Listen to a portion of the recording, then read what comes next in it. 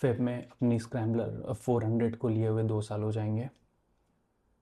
तो I think ये सही समय है आपके सामने एक ओनरशिप एक्सपीरियंस रखने का कि बीते 2 सालों में स्क्रैम्बलर के साथ का सफ़र कैसा रहा है मेरा। तो हम इस सीरीज़ को 3 एपिसोड में डिवाइड करेंगे। पहले एपिसोड में, जो कि आज है, हम केवल बात करेंगे कि मैंने इस बाइक को क्यों चूज़ करी। दूसरे एपिसोड में हम बात करेंगे फ्यूल एफिशिएंसी, माइलेज और मेंटेनेंस के बारे में। थर्ड एपिसोड में हम बात करेंगे नेसेसरी मॉड्स और एसेसरीज़ बाइक में क्या क्या मैंने लगवाया है जिससे कि टूरिंग थोड़ी आसान हो जाती है। तो चलिए हम लोग फिर शुरू करते हैं। पहले बात करेंगे हम कि ये बाइक क्यों चूज़ करी मैंने।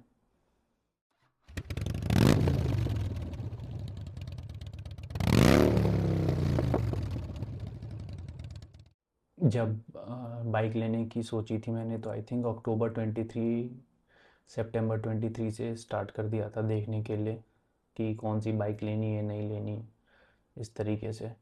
तो काफ़ी ऑप्शंस थे उस समय, और जितना ही आप इन चीज़ों को गो थ्रू करते हैं, जितना इन्फॉर्मेशन आप इनके बारे में आप कलेक्ट करते हैं, उतना ही आप ओवरवेल्म होते हैं और कंफ्यूज हो जाते हैं, जो कि मेरे साथ भी हुआ है ये चीज़।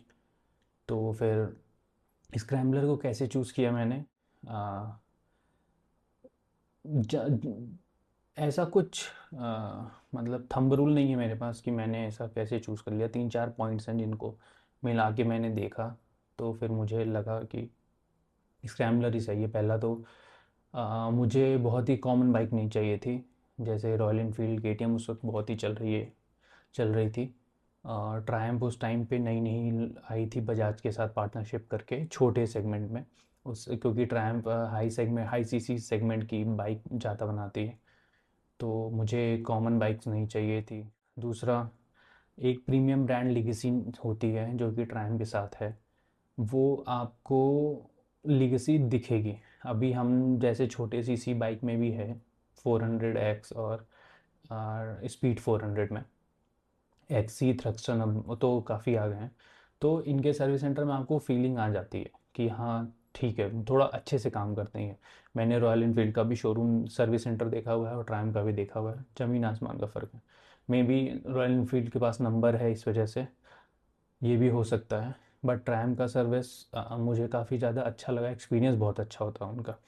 और जो स्क्रैम्बलर 400 एक्सी एक्स है अपनी, सॉरी, उसमें पावर और कंफर्ट एक साथ है। मतलब बहुत ही ज़्यादा पावरफुल बाइक है ऑफ कोर्स, और लेकिन कंफर्ट भी बहुत ही अच्छा है। कंफर्ट के मामले में केवल एक चीज़ है ड्रॉबैक जो कि मुझे पसंद नहीं आई, वो मैं बताऊंगा आगे बाइक के बारे में। और नेक्स्ट जो था कि स्क्रैम्बलर को जब देखा था मैंने, तो जब स्टार्टिंग में यूट्यूब या इंस्टाग्राम पे देखा था, तो पहले इंस्टाग्राम के पेज पे देखा था, बिग बेयर बैंगलोर करके एक इंस्टाग्राम पेज है, शायद बस की नाम है उनका। उन्होंने उस टाइम पे ख़रीदी थी ग्रीन कलर की स्क्रैम्बलर। और एक कौशिक प्रवेश करके हैं अपने यहीं दिल्ली के, उन्होंने रेड कलर की खरीदी थी जो मेरी सेम है। तो इन दोनों का देखा था मैंने वीडियो, काफ़ी हेल्प मिली थी डिसीजन मेंटेन करने में। कौशिक भाई का तो बहुत ही डिटेल रिव्यू बनाया था इन लोगों, क्योंकि वो खुद ओन करते थे, तो उन्होंने सारी चीज़ें बताई, तो काफ़ी हेल्प करी। फिर इस तरीके से जब सारी डिसाइड हो गया कि स्क्रैम्बलर लेनी, फिर मैं गया टेस्ट राइड के लिए। टेस्ट राइड के लिए गया, बहुत ही अच्छी थी। मतलब बाइक चलने में बहुत ही अच्छी फीलिंग आ गई। जो बाइक उस वक्त मुझे टेस्ट राइड के लिए मिली थी वो सही कंडीशन में नहीं थी, इसके बावजूद चलाने में उस बाइक को फील आया था। तो फिर मैंने सर नोएडा शोरूम में बोला कि ये अभी बाइक मेरे ख्याल से सर्विस करके दे दो, क्योंकि अभी क्लच क्लच ये रिस्पॉन्स अच्छी नहीं है।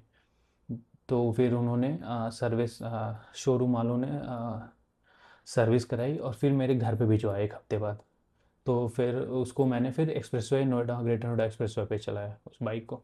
और उस बाइक को चलाते ही बहुत ही अच्छी फीलिंग थी। मतलब आपको फील हो जाएगा चीज़ें कि बाइक क्यों वो इतनी अच्छी है, अगर आप उसको एक बार चलाएंगे। और ये बस एक टिप है कि कभी भी कोई आप एक बाइक लेने की सोच रहे हैं, तो अगर कंफर्म हो गई है कि ये बाइक है, या 3-4 बाइक शॉर्ट लिस्ट हो चुके हैं, तो उन बाइक को जाइए टेस्ट राइड लीजिए, और 1-2 किलोमीटर नहीं चलाना है, कम से कम 5 से 10 किलोमीटर चलाइए। अगर शोरूम अलाउ नहीं करता तो भाई कहो कि पेट्रोल मैं डलवा दूंगा, मुझे चलाने दो। तो ही आपको चाहिए, क्योंकि आधे किलोमीटर 1 किलोमीटर बिजी रोड पे ट्रैफिक में चलाने से कोई फील नहीं आएगा आपको। जब तक ये खुला इन्वायरमेंट नहीं मिलेगा बाइक चलाने के लिए, तब तक आप डिसाइड नहीं कर पाओगे।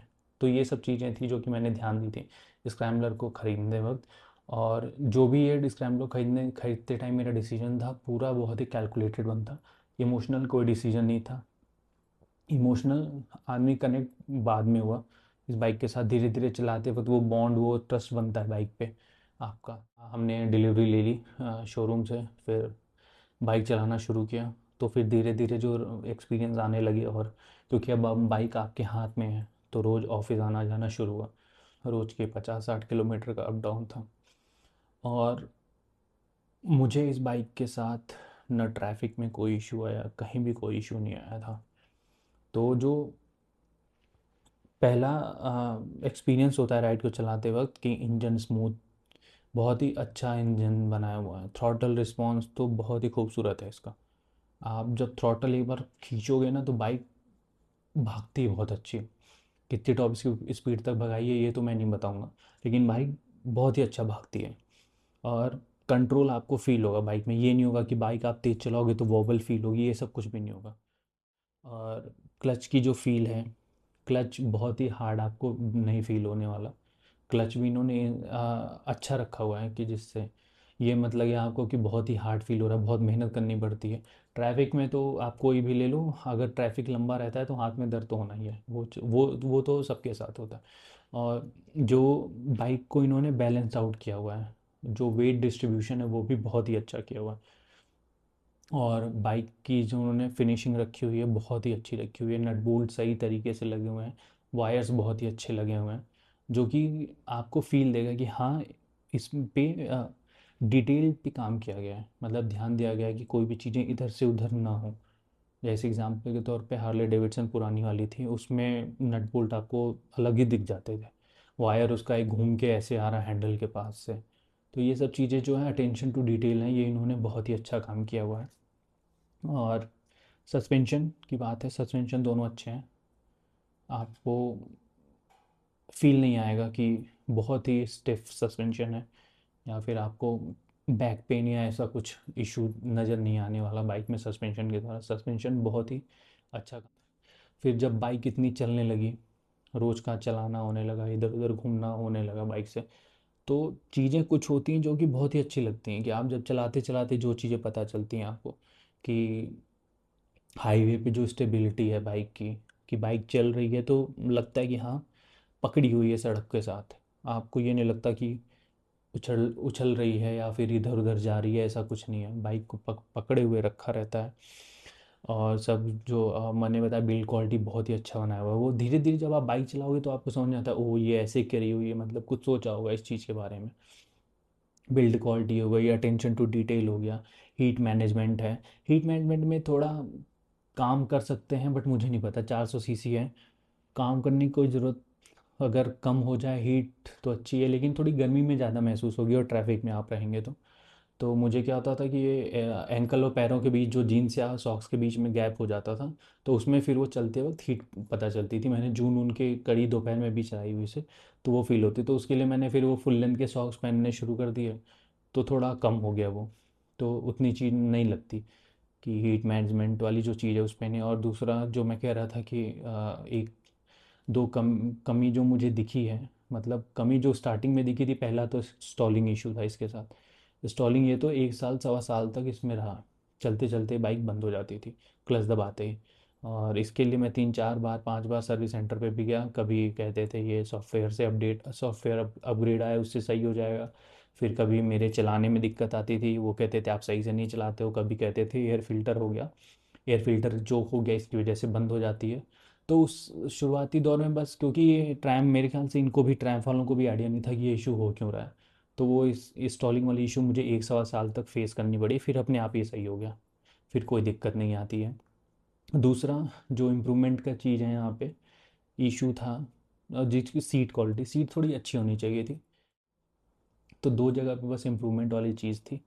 बाकी तो इस बाइक में कोई भी इशू ऐसा आपको नज़र नहीं आएगी अगर आप प्लान कर रहे हो ख़रीदने के लिए, कि आप अगर 400 सीसी के राउंड की बाइक खरीद रहे हो, आपका बजट 3.3 3.4 के राउंड है, तो आप एक बार स्क्रैम्बलर की टेस्ट राइड लीजिए। अगर आप लंबे हैं, अगर आप अच्छे से संभाल सकते हैं इस चीज़ को, क्योंकि थोड़ी ऊंची बाइक है, तो जो शॉर्ट राइडर होंगे उन्हें इशू आ सकता है। लेकिन अगर जो 5 9 10 11 के करीब हैं, या फिर जो अच्छे एक्सपीरियंस वाले भी हैं शॉर्ट राइडर, वो भी इसे चला पाएंगे। ऐसा कुछ नहीं है कि आपकी हाइट छोटी है तो आप चला नहीं पाओगे। बस 1 महीने का खेल होता है, बस हाथ बैठने की देरी है, उसके बाद आप मक्खन की तरह घुमा दोगे फिर इसे। तो यही सारी बातें थी जो जिसकी वजह से मैंने स्क्रैम्बलर चूज़ करी, और आसानी हुई काफ़ी इस चीज़ के लिए। तो फिर ये आपको जो भी इन्फॉर्मेशन मैंने बताई, अब मैंने क्यों चूज़ किया, कैसा लगा, आप ज़रूर मुझे कमेंट में बताइएगा। नेक्स्ट एपिसोड में हम बात करेंगे कि बाइक का माइलेज कैसा है, बाइक की सर्विस कॉस्ट कितनी है, मेंटेनेंस कॉस्ट कितनी है, क्योंकि बाइक लेने के बाद ये सब काफ़ी मायने रखती है। तो ये सारी बातें हम नेक्स्ट वीडियो में करेंगे। आपको वीडियो अच्छी लगी होगी तो आप प्लीज़ वीडियो को लाइक करिएगा, चैनल को सब्सक्राइब करिएगा। तो मिलते हैं फिर आपसे नेक्स्ट वीडियो में। Thank you so much.